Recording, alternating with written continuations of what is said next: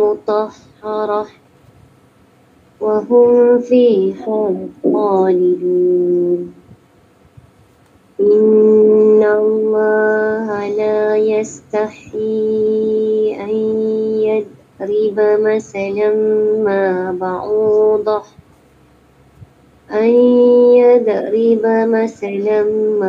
بعوضة فما فوقها ya Ayam. Tak nak lantun.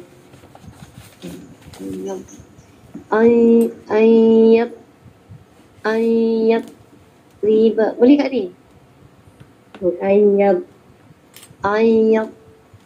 ayat riba masalan ma ba'udah ayat riba masalan ma ba'udatan fama fawqaha فأما الذين آمنوا فيعلمون أنه الحق من ربهم وأما الذين كفروا فيقولون ماذا أراد الله بهذا مثلا يضل به كثيرا ويهدي به كثيرا وما يضل به إلا الفاسقين الذين ينقضون عهد الله من بعد ميثاقه ويقطعون ما أمر الله به أن يوصل ويفسدون في الأرض أولئك هم الخاسرون كيف تكفرون بالله tak dia kaf tak lembut je tak kaifa takfur boleh Cik Nasi lembut lagi Tak tu kena lembut Sal. Lembut lah. Lembut lembut lagi ya lagi kaifa tak macam ni tak lembut sekadar yang boleh buat boleh yang kaifa tak boleh ke boleh Tak ada bunyi takok, dia tak boleh lantun takok. kaifa tak Kaifa. mana tu Bila saya sebut ya kau ni kau cuba senyum panjangkan bibir dia. Kaifa tak bukan fatak kok. Kaifa tak bila senyum sikit kalau saya senyum dia bunyi lain sikit. Kaifa tak furu. Dia jangan lantun ya. okey cuba je kaifa tak boleh ke Masih lagi tu dah. Kaifa tak bukan kaifa tak. Tadi bunyi kaifa tak kok. kaifa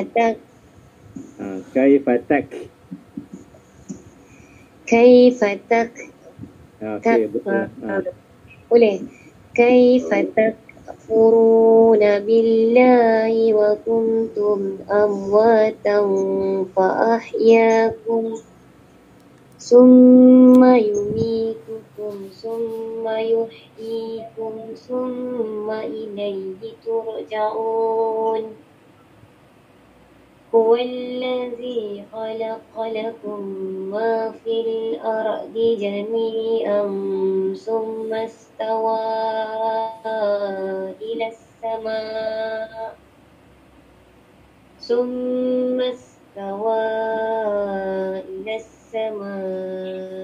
فسوهن سبع سماوات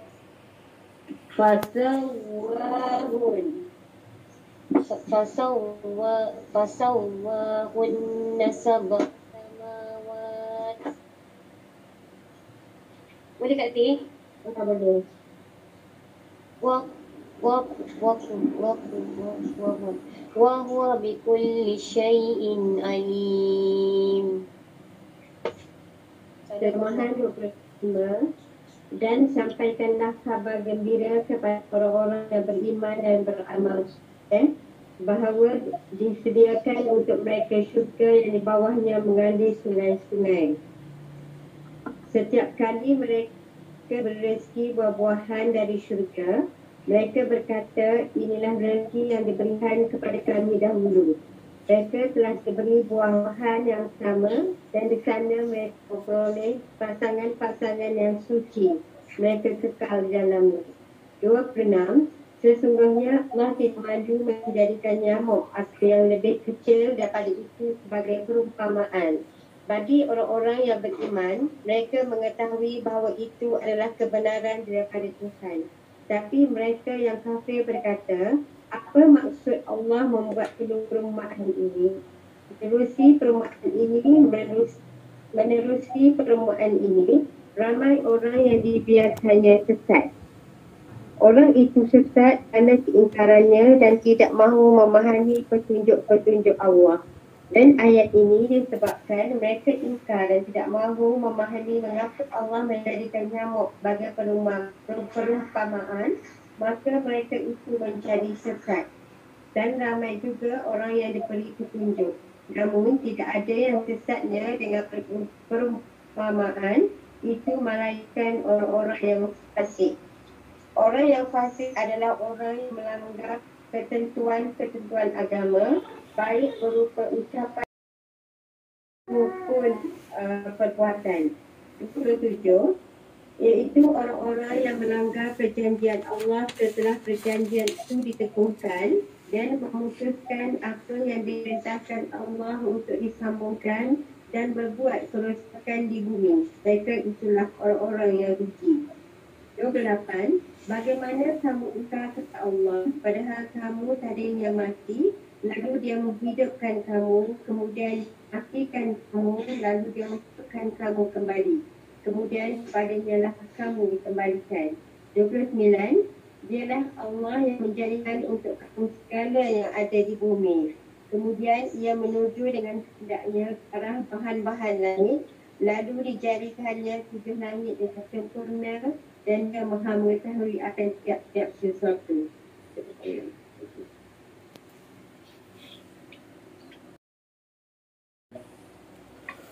Okey, baca Charles. Okey, saya baca lah ya. Ya. A'udzu billahi minasy syaithanir rajim. Wa in qala rabbuka lil malaikati inni ja'ilun fil ardi khalifah qalu ataj'alu fiha man yufsidu fiha wa yasfiku dima' wa nahnu nusabbihu bihamdika wa nuqaddisu lak qala inni a'lamu ma la ta'lamun wa 'allama adama al-asma'a kullaha thumma 'aradahum 'alal malaikah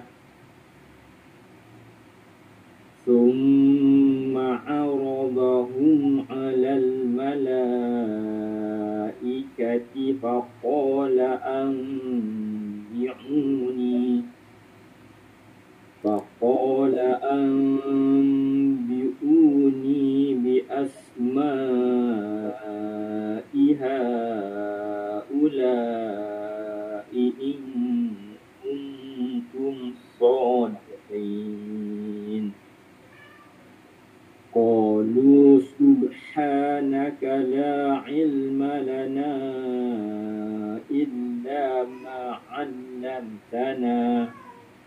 إنك أنت العليم الحكيم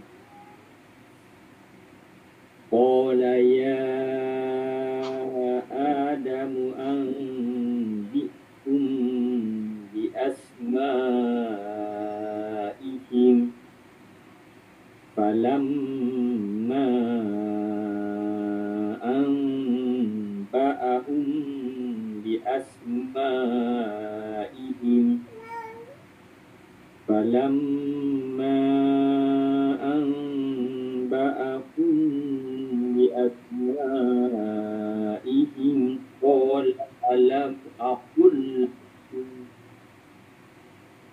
قال ألم أقل لكم إني أعلم غيب السماوات والأرض وأعلم ما تبدون وما كنتم تكتمون وإذ قلنا للملائكة اسجدوا لآدم فسجدوا إلا إبليس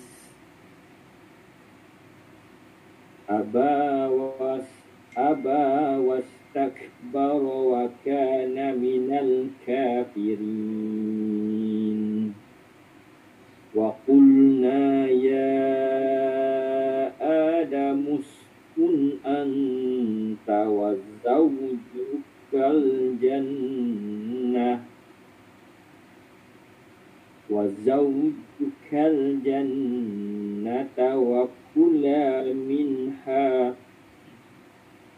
وزوجك الجنة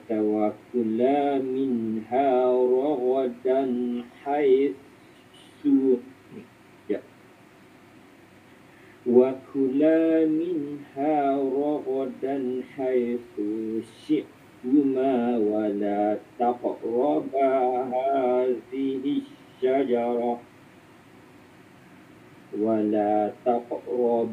هذه الشجرة فتكونا من الظالمين فأزلهما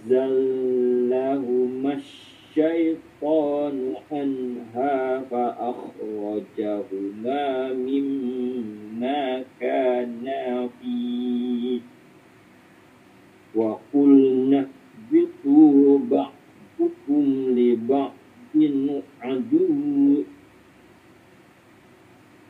ولكم في الأرض مستقر ومتاع إلى حين فتلقى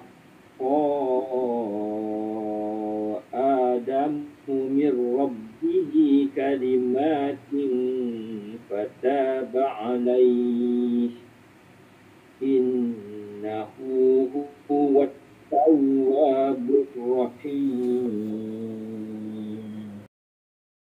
Allahul Azim. 30.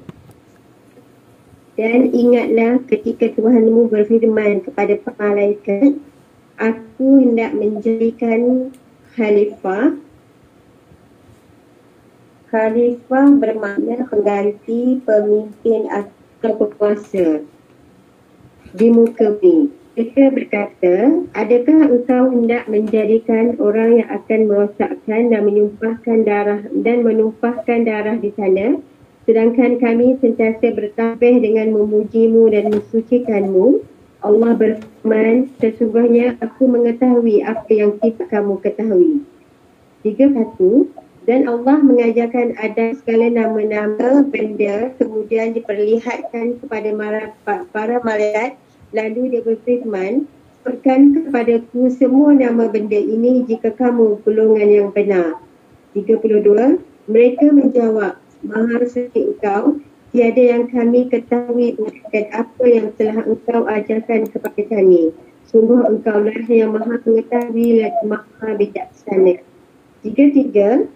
Dia Allah berfirman, wahai Adam, beritahukan kepada mereka nama-nama itu.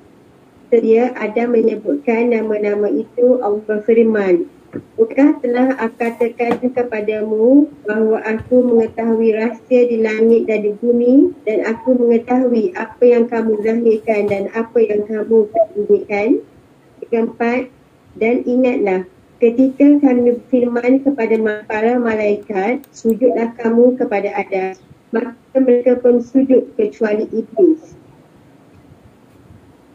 Iblis termasuk dalam kumpulan jin dan termasuk yang diperintah oleh Allah untuk sujud kepada Nabi Adam AS. Dia menolak dan menyombongkan diri dan dia termasuk golongan yang kafir. 35, dan kami berfirman, wahai Adam, tinggallah kamu dan isterimu di dalam syurga dan makanlah pelbagai makanan yang ada di sana sesukamu, tetapi janganlah kamu dekati pohon ini. Menurut syaitan, sesiapa yang memakan buah daripada pohon khuldi itu akan kekal dalam syurga. Lihat Taha 20:120. Kelak kamu akan termasuk golongan orang-orang yang zalim. Zalim bermaksud aniaya. Orang yang zalim ialah orang yang melakukan perbuatan aniaya yang merugikan dirinya sendiri maupun orang lain. 36. Lalu syaitan memperdayakan mereka. Nabi Adam AS dan Hawa memakan buah daripada pohon yang dilarang itu, yang mengakibatkan mereka diusir oleh Allah dan syurga dan turunkan ke dunia, sehingga mereka dikeluarkan daripada segala kenikmatan di sana syurga. Dan kami berfirman, turunlah kamu, sebahagian kamu menjadi musuh bagi yang lain, dan bagi kamu ada tempat tinggal dan kesenangan di muka bumi sehingga waktu yang ditentukan. 37. Kemudian Adam menerima beberapa kalimah. Menurut sebahagian mufasir, kalimah itu adalah ucapan untuk memohon keampunan, itu taubat daripada Tuhannya. Lalu dia pun menerima taubatnya. Sungguh Allah Maha Penerima Taubat lagi Maha Penyayang. Terima kasih. Terima kasih baca pula. Okey, nasi kot. Kau faham? Terima kasih baca. Oh, mute tu. Apa mute? Terima kasih baca dulu. Terima kasih baca dulu. Ada gangguan sikit tadi, Bau. Yalah. Masih lagi Tak dengar, tak dengar hati baca tu. masih lagi power dia punya buka tu apa nama hardware. Yalah. So, terima kasih baca dulu Ya, insyaAllah.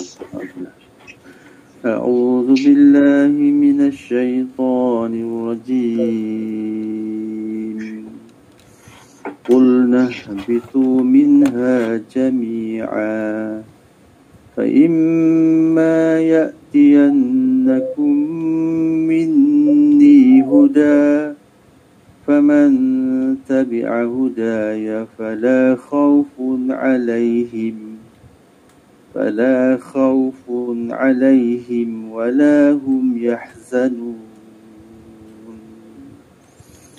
والذين كفروا وكذبوا بآياتنا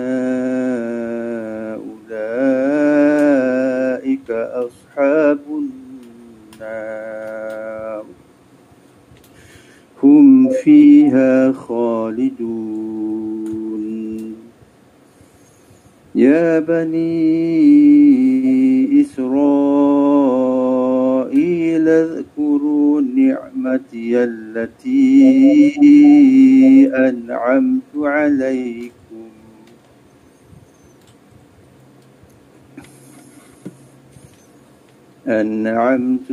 عليكم وأوفوا بعهدي أوف بعهدكم وإياي فارهبون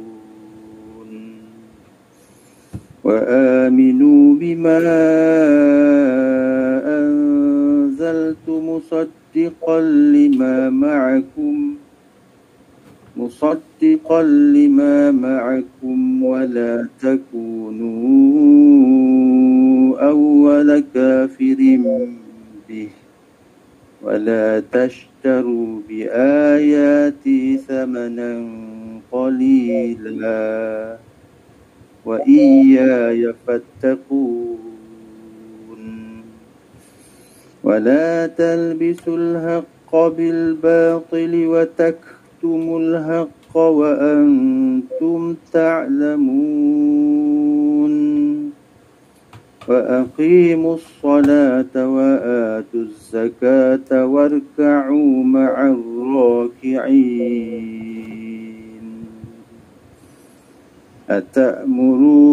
أتأمرون الناس بالبر وتنسون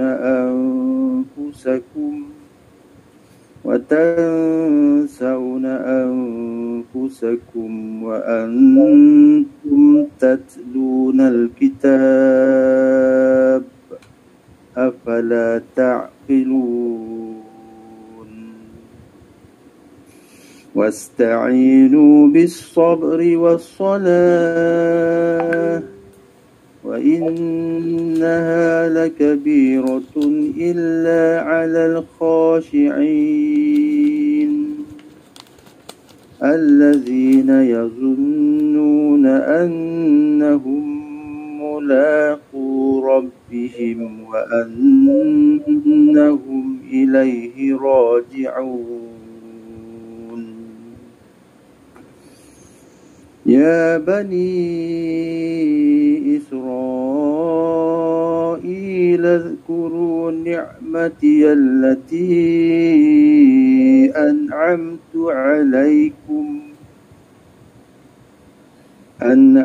عليكم وأني فضلتكم على العالمين واتقوا يوما لا تجزي نفس عن نفس يوما لا تجزي tadi baca tujzi واتقوا يوما لا تجزي نفس عن نفس شيئا ولا يقبل منها شفاعة ولا يؤخذ منها عدل ولا هم ينصرون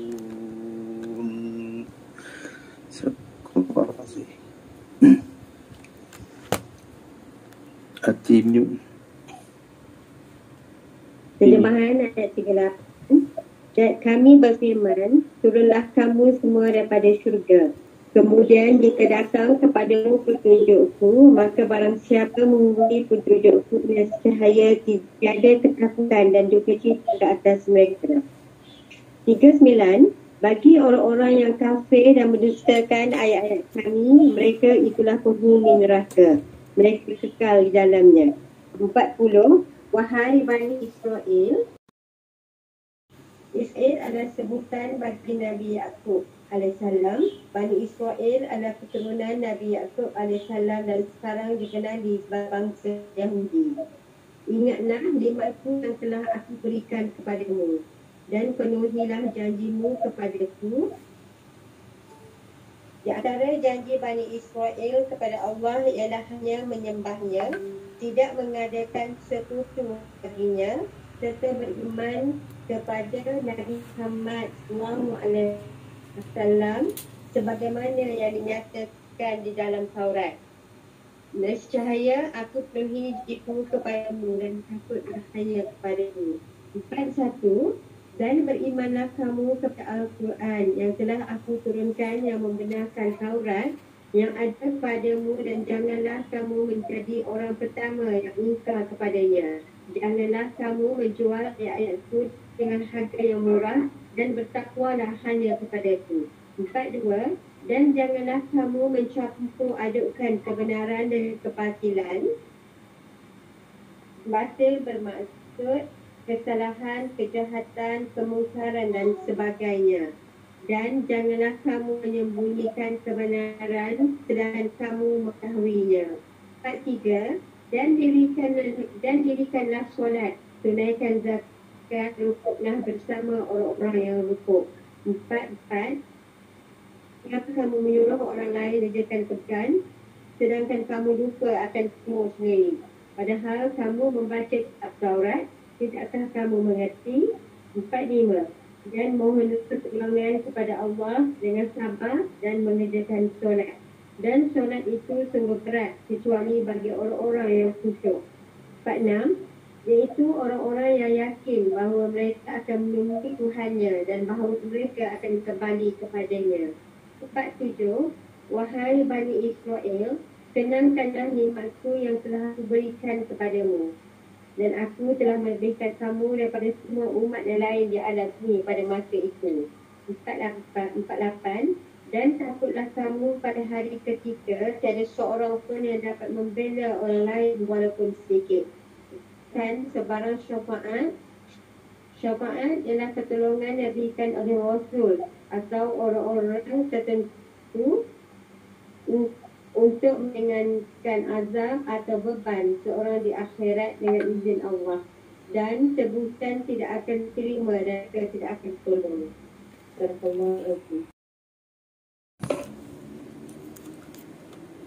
Okey. Power mute. Saya baca pula. أعوذ بالله من الشيطان الرجيم وإذ نجيناكم من آل فرعون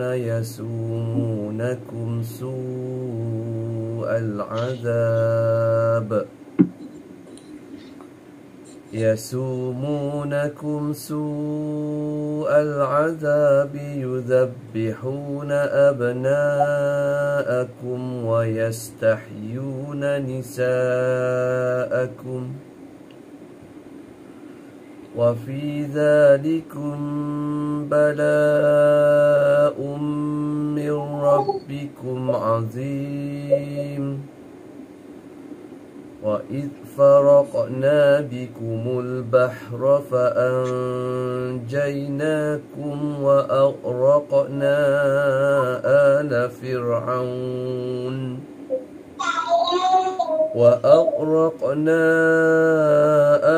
فرعون وأنتم تنظرون وإذ واعدنا موسى 40 ليلة ثم اتخذتم العجل من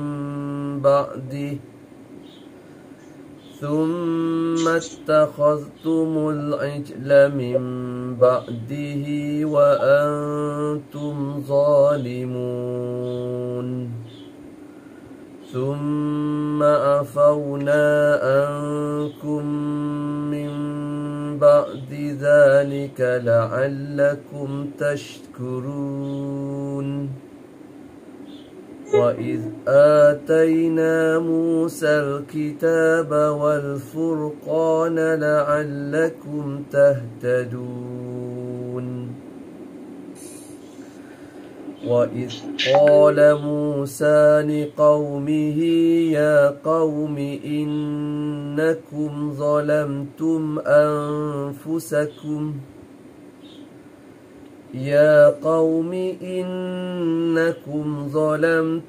أنفسكم باتخاذكم العجل فتوبوا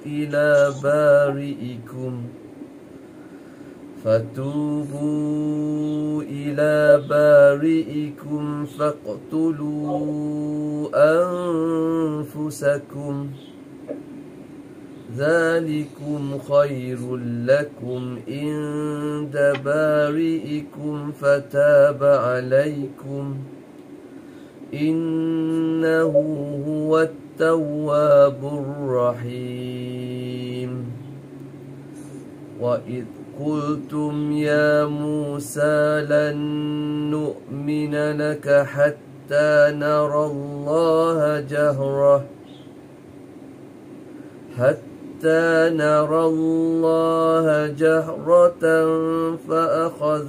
تأخذكم الصاعقة وأنتم تنظرون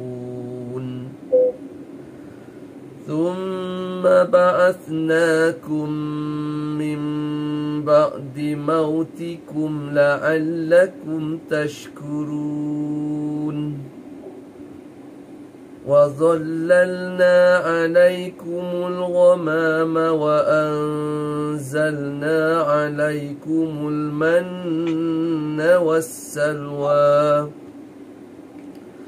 كلوا من طيبات ما رزقناكم وما ظلمونا ولكن كانوا أنفسهم يظلمون. Terjemahan 49. Dan ingatlah ketika kami menyelamatkan kamu daripada Fir'aun. Berikutnya, Fir'aun merupakan gelangan bagi raja-raja Mesir pada zaman dahulu. Menurut sejarah, Fir'aun pada zaman Nabi Isa AS adalah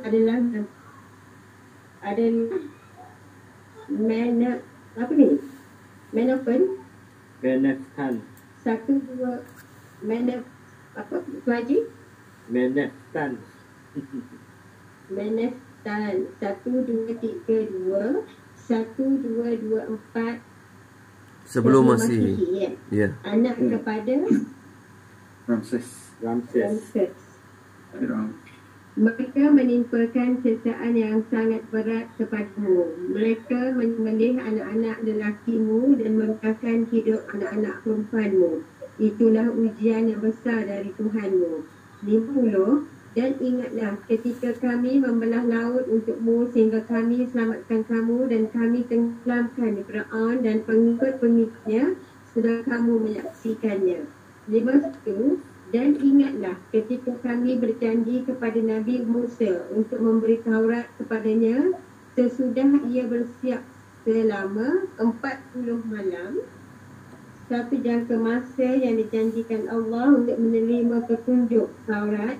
Tetapi umat Nabi Musa AS tidak sabar menunggunya sehingga mereka menyembah patung lembu yang dibuat daripada sendiri. Kemudian setelah ia pergi, kamu menyembah patung anak lembu dan kamu sebenarnya orang-orang zalim terhadap diri sendiri. 52. Kemudian setelah itu, kami memaafkan kamu agar kamu bersyukur. 53. Dan ingatlah ketika kami menurunkan kitab dan Furqan kepada Musa agar kamu mendapat petunjuk. Yang dimaksudkan dengan kitab adalah Taurat. Yang dimaksudkan dengan Furqan adalah keterangan-keterangan lain yang membezakan yang baik dengan yang buruk. 54. Dan ingatlah ketika Musa berkata kepada kaumnya, wahai kaumku, kamu benar-benar telah menzalimi diri sendiri dengan menjadikan patung anak lembu sebagai sembahan. Oleh bertaubatlah kepada penciptamu dan bunuhlah dirimu. Membunuh dirimu, ada yang berpendapat orang-orang yang tidak menyembah patung anak lembu itu membunuh orang yang menyembahnya. Ada pula yang berpendapat orang yang menyembah patung anak lembu itu saling bunuh-membunuh. Ada pula yang mengatakan mereka disuruh membunuh diri mereka masing-masing untuk taubat. Itu lebih baik bagimu di sisi penciptamu.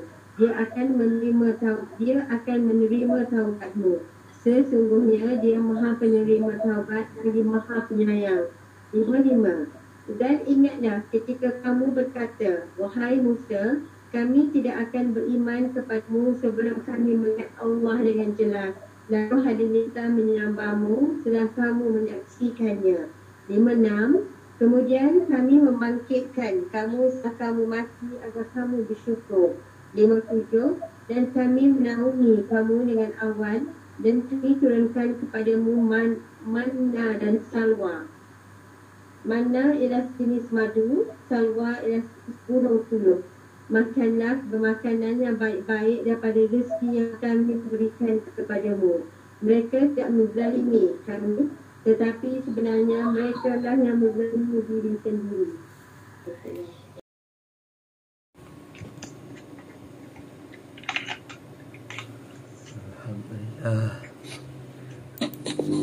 Okay, Alhamdulillah. Tu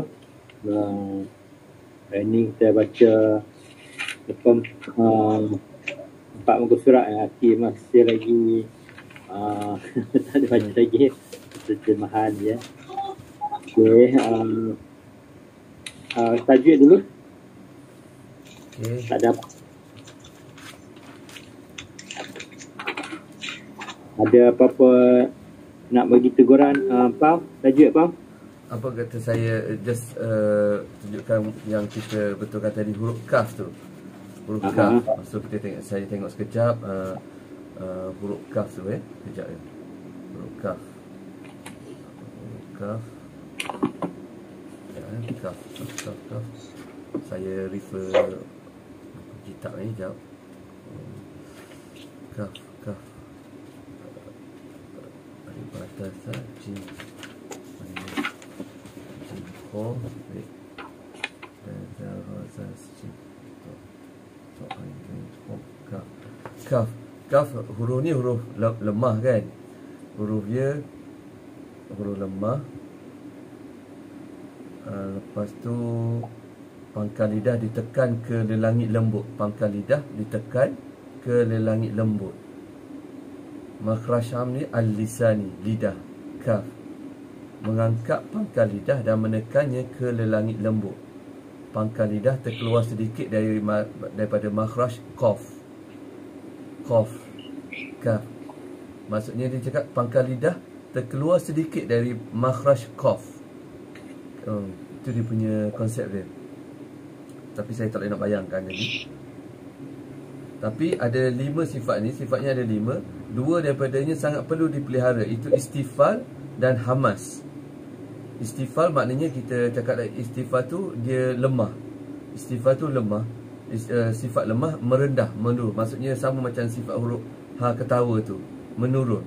Maksudnya merendahkan lidah dalam keadaan mendatar ketika menyebutnya. Sebutan huruf hendaklah dinipiskan sama ada dalam keadaan berbaris atau sukun. Sifat istifal ni maksudnya kaf. Dia tak boleh kasar lah. Dia kita mendatar dan rendah. Kaf, kita rendahkan diri. Menyebutnya apabila hujung walaupun sukun ataupun berbaris, huruf kaf tu dia rendah. Rendah, landing. Lepas tu, tapi dia ada sifat hamas. Hamas tu berangin kan. Hamas tu maksudnya berangin. Hamas tu sifat dia lemah, senyap atau tersembunyi. Nafas atau udara terlepas semasa menyebut hurufnya kerana lemahnya. Huruf kaf tu kena keluar udara dulu. Antara huruf hamas, dia berpegang, yang lemahnya ia berpegang pada makhrajnya. Kaf. Dia sebelum ni kita ada kita over kan, kita slang kan dia. Kaf kenapa? Tapi sebenarnya tak boleh kan. Arti ada tegur itu kita tak boleh sebut slang macam tu. Tapi dia masih lagi sifat dia hamas, berangin. Kalau dalam segi kategori sifat hamas, untuk sifat hamas ni huruf kaf ni huruf yang paling tinggi, kuatlah kena menyebutnya. Kaf. Udara terlepas semasa menyebutnya kerana lemahnya. Okay. So kaf tu jaga 2 sifat, istifal, rendah, landing, dan hamas, berangin. Macam tu.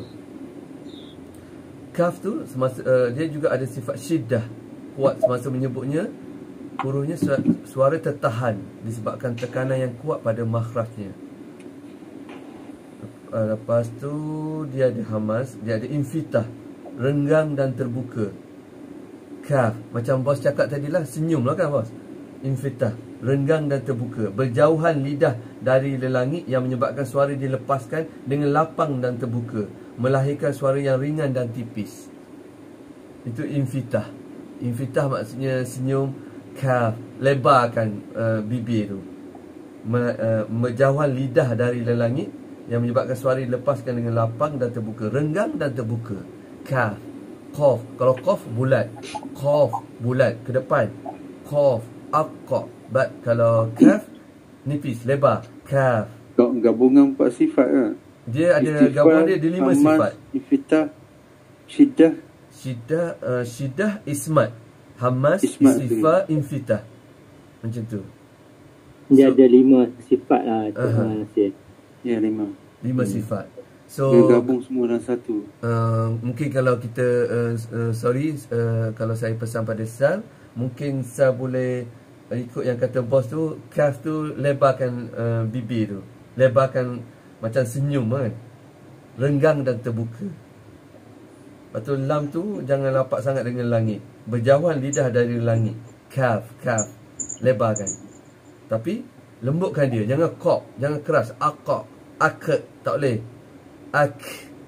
Ingat tu sebab dia hamas, dia berangin. Tapi dia adalah istifal, merendah. Lemahkan, jangan kasar sama macam cough. Tak boleh. Lemah, mendatar, lemah, landing. Lemahkan dia. Lemahkan dia maksudnya walaupun keadaan sukun, ada tanda mati, ataupun walau keadaan berbaris, dia tetap lemah, dia tetap istifal. Istifal itu sifat yang sangat merendah ataupun menurun dari segi bahasa dia. Dari segi istilah dia, merendahkan lidah dalam keadaan mendatar ketika menyebutnya. Sebutan huruf hendaklah ditarkikkan, dinipiskan, sama ada dalam keadaan berbaris atau sukun. Jadi kaf ni sifat dia, ingat tu, sifat dia sifat lemah. Dia jaga dua sifat, istifal dengan hamas, berangin. Lepas tu ada yang kita, supaya nak jelaskan lagi, kita nak bezakan dengan huruf qaf. Infitah, dia lebar, renggang. Lepas tu huruf qaf ni huruf yang sangat kuat kan, huruf kuat. Huruf yang sangat kuat, sebab apa, dia ada qalqalah. Jadi jangan jadikan kaf tu sebagai qalqalah. Okey. So sorry. Dapat manfaat kan? Pak, Sal boleh follow ke Sal? InsyaAllah. Saya cuba. InsyaAllah. Paling senang ingat tu, kalau Sal lupa apa benda tu kuat, lemah tu kan, apa itu syiddat, istifa, infita, isma, ahmah tu, tak tahu apa benda, tak apa. Saya ingat je bila sebut kaf tu, dia kena senyum, kena nipis, kena relax lah sebut kaf. Dia kena senyum. Bila senyum tu susah sikit lah bila kita nak sebut. Sebab huruf qalqalah ni macam qaf tu, dia kena muncungkan mulut. Kalau muncung mulut dia tak jadi kaf. Kaf dia kena senyumkan mulut tu. Kaf dia senyum. Jadi kalau nak orang kata Quran ni ada 3 panduan je. Satu yang dipanggil istifal tu, semua hurufnya yang jenis senyum tu. Satu lagi yang kita panggil isti'la tu, yang ada banyak ro, ko semua tu kan, yang jenis banyak muncul mulut tu. Satu lagi dia punya qalqalah yang lantun tu. Lantun tu ada baju dah kotor, ada 6 je lah tu. Baju dah kotor. Jadi ingat itu je 3 panduan tu, qalqalah, istifa dengan isti'la. Jadi kaf tu dia ada istifal tu ya. Tak payah kalau saya nak ingat benda lain boleh, baguslah hamas, syiddah, apa tu, infita, ismak tu boleh kalau nak, tapi kadang ada benda tu jadi kita confuse lagi lah. InsyaAllah. Boleh ke Ustaz? Bila kita masuk tajuk ni, memang benda-benda tu di luar daripada kita punya kebiasaan kita baca, kita dengar kan. Jadi macam confusing lah, bingung lah dia punya. Ingat 3 benda ya Pak. 3 benda tadi. 3 benda tu insyaAllah lah banyak benda kita boleh betulkan. Alhamdulillah. So kita ada 7 minit lagi untuk huraian tadabbur. Nanti. Satu lagi kum tu kita perlu diperbaiki. Kadang-kadang pada penggunaan kita baca kum tu, kita baca kum cantik kum. Tapi apabila pertahan tu kita boleh ubah daripada kum kepada kum, istilah kum. Kum. Okay. Satu lagi tu yang domah tu kan. Domah tu apa nama kita panggil, domah tu kan yang ada waw atas kan, ada tambah 2 kan. Itu dia kena baca Luing, ada Terengganu punya kan, ada NG kan. Dia kadang-kadang tak bunyi NG tu, bunyi lui, lui dia tak bunyi luing. Orang Terengganu dia nak buang je. Kena tak pagi tu luing. Dia kadang-kadang bunyi. Dia dorang mak al-gunah juga kan. Dia kena tambah ING tu. Itulah. InsyaAllah kita betulkan lagi. Tajwid So tu kita lah. punya misi pusingan ketiga ni untuk mengarabkan Melayu. Haji, contoh ayat yang Haji cakap bahasa Terengganu tu yang mana? Contohnya muka surat 7, ayat yang paling bawah sekali. Ad luing walahum. Kadang bunyi ad luing walahum. Ada lungwa kan? Ada Adun. lungwa. Betul. Wala. Dua Ada waw, bunyi dua waw ke menghadap depan lah kan. Ya, ada Ada lung. Dia dorang mak al-gunah. Ada long. Dua hakat Kalau dia 99 tu, lung tu dia kena dengung. Ya. Lung dengung tu kena ada NG lah, dengung je. Kalau dia 69, dia tak boleh dengung, dia bunyi lun, LUN. LUN. Ini kalau 99 tu kena bunyi LUING, luing. Lungwa bos. Lungwa. Lungwa. Yang atas dia tu kena tu nafsun tu. Nafsun tu kena SUN. UN. Lungwa. Nafsu. Okey, itu tajwid lah tu. Yang tadabbur punya, saya tertarik dengan bahasa Yahudi ni. Yahudi ni atau Israel dinamakan atas nama Nabi Yakub kan. Dan juga anak dia. Jadi Nabi Yakub ni kalau nak kira, dia punya apa dia Sas? Nabi Yakub dengan anak-anak dia kan. Anak-anak dia ramai Nabi Yakub tu. Kan Nabi Yakub ni kalau dia nak kira Israel tu, Isra tu maknanya tentera Allah ataupun hamba kan. Il tu maknanya Allah. Maknanya tentera Allah ataupun hamba Allah kan, Israel. Tapi Yahud tu namanya yang Yahud daripada bangsa dia panggil apa, Ibrani. Kalau nak ikut kalau saya tengok dalam pakcik Google ni, Nabi Yakub tu ada 12 orang anak. Tapi anak tu kita tak biasa dengar lah. Dia ada, dia panggil nama Rubin, Syamun, Lawi, Yahuza, Zabulun, Yasakar, Dan, Jad, Ashir, Naftali, Yusuf dan Bunyamin. Kita biasa dengar Yusuf dan Bunyamin kan. Anak-anak Perdana Menteri Israel yang sekarang ni Naftali. apa dia? Perdana Menteri Israel yang baru ni Naftali Bennett tu. Naftali bin Isa. Maksudnya ada nama anak Nabi Yusuf Naftali tu. Ya. Anak-anak yang diangkat menjadi Nabi seperti Nabi Yusuf, Nabi Ibrahim, Nabi Ishak, apa lagi? Nabi Yusuf, Nabi Musa, Nabi Harun, Nabi Daud, Nabi Sulaiman, Nabi Ilyas, Nabi Ilyasak, Nabi Yunus, Nabi Zakaria, Nabi Yahya, Nabi Isa. Semua adalah kaum Yahudi. Kaum Israel, Yahudi lah. Maknanya Nabi Isa tu adalah orang Yahudi lah, Nabi Isa tu. Tapi dia orang Kristian yang angkat dia sebagai itu kan. Kristian. Banyak Nabi ya, ramai Nabi orang Yahudi ni. Ayat 44 ni, ayat 44 surah Al-Baqarah ni ada satu asbabun nuzul dia. Tak sebanyak-banyak ni yang kita baca tadi ni je satu asbabun nuzul dia. Mengapa kamu menyuruh orang lain mengerjakan kebajikan sedangkan kamu melupakan dirimu? Padahal kamu baca kitab Taurat, tidakkah kamu mengerti? Jadi menurut Ibnu Abbas, ayat ini diturunkan sebagai peringatan terhadap seorang lelaki Yahudi Madinah.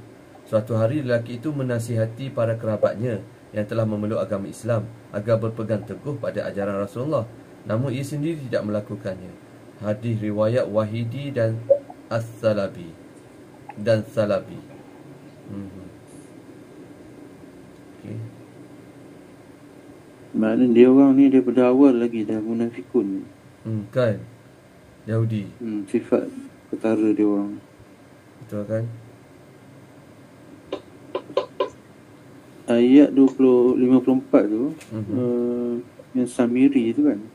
Yang 51, 52, 54 dia ada kaitan. Seingat saya dia jadikan patung lembu tu kan masa Firaun nak menyeberang laut tu, jejak-jejak tapak kaki kuda, sebenarnya Samiri ni orang yang taraf wali lah pada awalnya. Dia nampak kuda yang terakhir tu penunggang dia malaikat. Dia nampak. Jadi tapak kaki kuda tu setiap kali dia pijak, tanah dia akan naik. Tanah dia akan naik. Jadi dia orang yang terakhir sebenarnya di belakang sekali Samiri. Dia ambil tanah tu, disimpan dalam poket dia. Tanah tu kesan tapak kaki Jibril tu, tapak kaki malaikat tu. Dia ambil tanah tu, disimpan. Daripada tanah tu dia jadikan patung lembu. Sebab tanah tu tanah yang hidup. Jadi dia puja dengan dia punya mentera apa semua, jadi patung lembu daripada tanah tu. Itu dunia. Kisah je lah. Kisah ya. Sebab persoalan dia macam mana dia menjadikan benda tu. Sedangkan dia tak seberapa dia punya tu ilmu yang dia ada pada waktu tu. Okey, Nabi Musa ni dia punya abang tu nama Nabi Harun kan. Ya, ya. Nabi Musa, Nabi Harun ni pandai bercakap, Nabi Musa tak pandai bercakap. Saya takut yang kerana bunuhlah diri kamu sendiri tu. Ayat 54 jugalah kan. Itu ibarat macam mana, kisah macam Kristian punya kisah ke apa, yang bunuhlah diri. Maksudnya instead of maksud salah satu tanda bertaubatnya, adakah Allah menyuruh kaum Nabi Musa untuk bunuh diri sendiri sebagai satu tanda bertaubat dia? Itulah dia ada tulis pada ayat 28 itu kan, membunuh dirimu adalah berpendapat. Ada yang berpendapat maknanya bunuh orang yang sembahnya. Ada pendapat saling bunuh-membunuh kan. Ada pula mengatakan mereka disuruh bunuh diri. So ada tiga lah ni, bunuh diri atau saling bunuh-membunuh, ataupun orang yang tak sembah patung anak lembu tu bunuh orang yang sembahnya. Jadi maknanya yang nyata is either bunuh kawan yang sembah, atau bunuh sama sendiri, atau bunuh diri sendiri sebagai satu tanda untuk bertaubat kan. Jadi kalau orang yang salah faham ni baca satu benda ni, dia ingat bunuh diri sebagai satu tanda bertaubat lah. Itu masalah juga tu.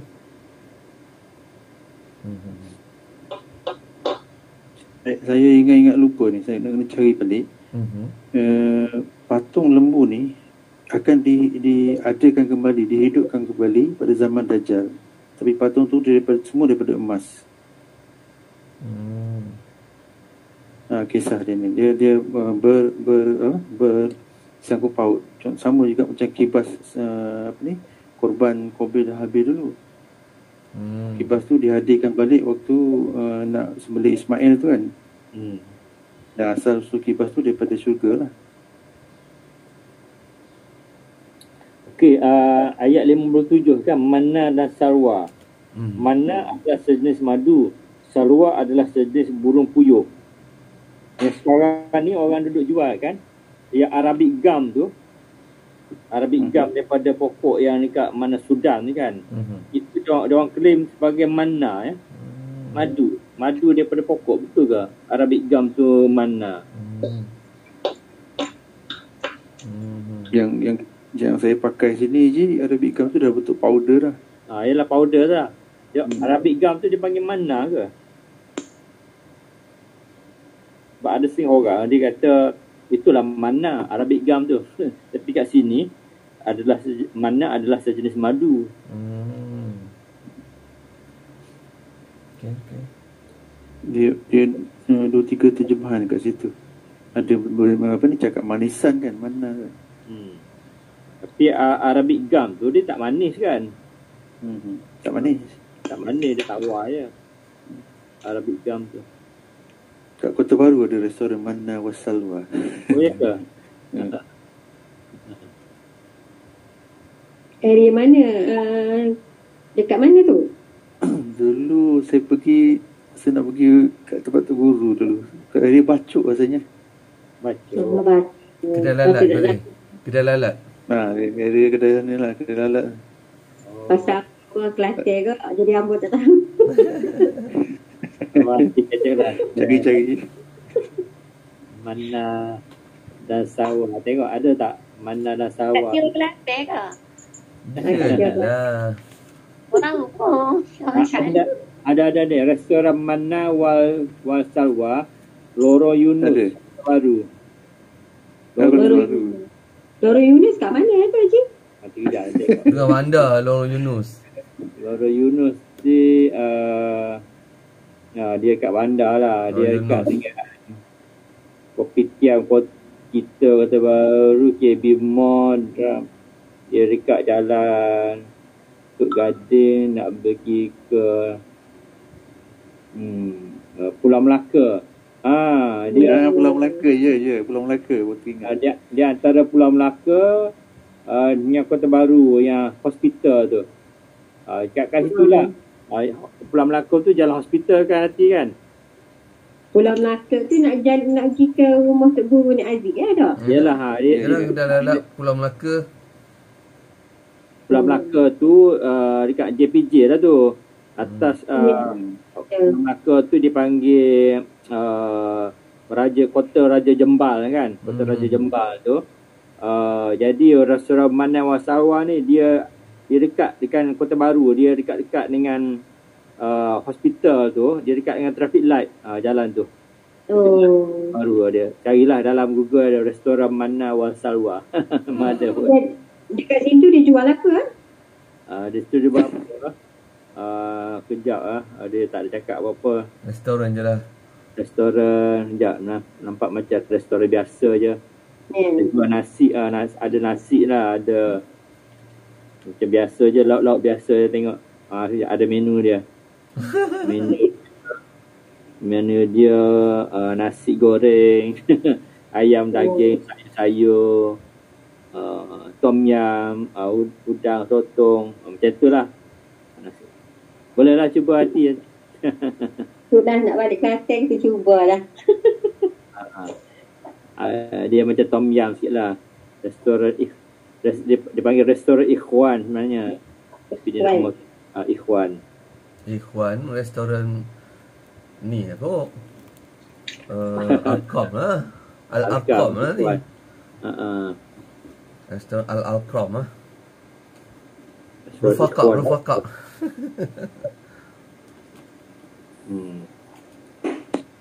Okey, alhamdulillah. So kita dah melebihi 7 minit dah. Okay, kita boleh tutup majlis dulu. Okay, insyaAllah kita jumpa lagi besok. InsyaAllah. Wah.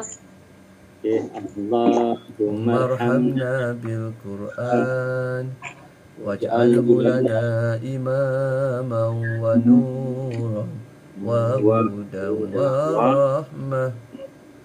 Allahumma zakirna minhu ma nasina wa 'allimna minhu ma jahilna warzuqna tilawatahu ana al-laili wa atrafan nahar waj'alhu lana hujjatan ya rabbal alamin. Allah wa bihamdika asyhadu an la ilaha illa anta astaghfiruka wa atubu ilaik. Bismillahirrahmanirrahim. Wal 'ashr innal insana lafi khusr innal ladzina amanu wa 'amilus solihati wa tawassaw bil haqq tawassaw bis sabr. kalamah ila liqa fi amanillah. Fi amanillah. Terima kasih. Assalamualaikum. Waalaikumsalam warahmatullahi.